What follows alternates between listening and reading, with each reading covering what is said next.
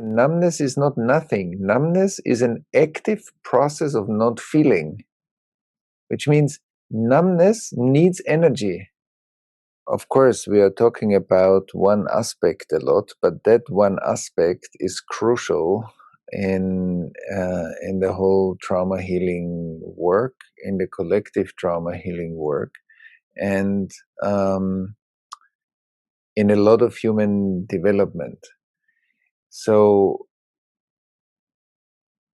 first of all, like a lot of the numbness that we experience today is being triggered by or due to experiences that we go through today. We touch numb areas of our prior development, because usually the numbing started way earlier in our life. And then there are follow-up experiences that often confirm and strengthen that numbing, or there are re-traumatizations going on that intensify the split and the numbing. So that when I meet today a circumstance, a person, a situation at work, in our culture, or I read something on the news, then I am already touching a numb place. It's not that I'm numb today, except something overwhelming happens to me today, but usually I meet the overwhelm that lives in me already. And I can develop in my own inner work with myself, I can develop a more precise presencing method that when I notice that I'm numb, I'm noticing already something. That's very important. Numbness is not nothing. Numbness is an active process of not feeling, which means numbness needs energy. It's like the fridge. When I ask you, what's your fridge doing right now? The fridge or the freezer is freezing food. In order to keep it frozen, it needs energy. So the numb parts in myself, the dissociated parts, to dissociate takes energy. That's not our natural state. Our natural state is to be connected to life.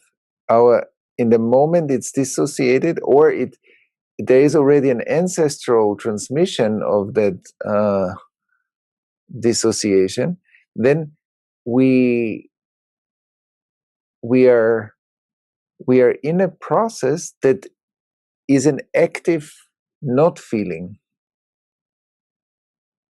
because feeling and sensing is our natural state.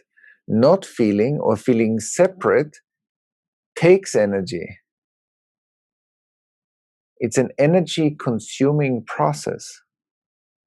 It's very important. It's a doing. It's not a being.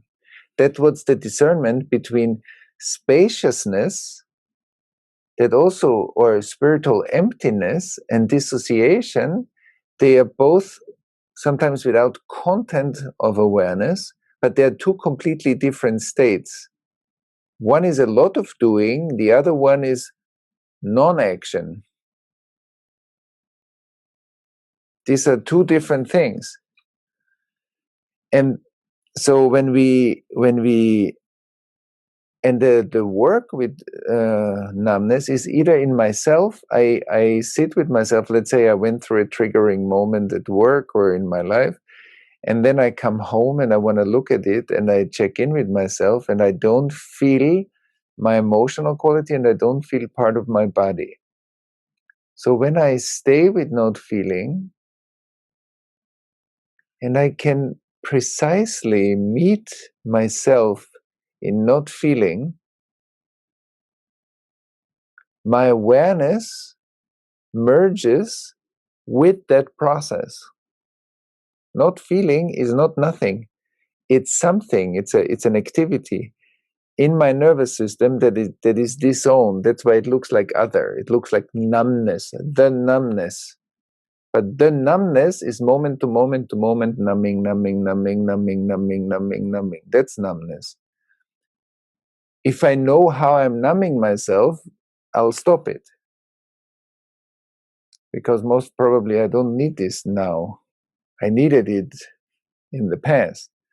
And in the moment I become one with that process of numbing, I bring light into that part of my body, which means a whole network can turn on its activity again, and I start feeling. And that's when the emotional release comes in, because that's the moment when usually from not feeling, I start feeling what I numbed, means an emotion.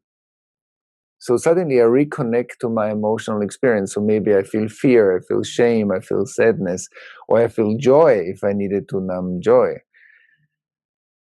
And in that moment, I feel more connected to myself. Um, and I own another part of my body, which means I bring conscious awareness, embodied light, into that part of my body. So I turned anesthesia or numbness into active feeling and embodiment. I'm more in my body now.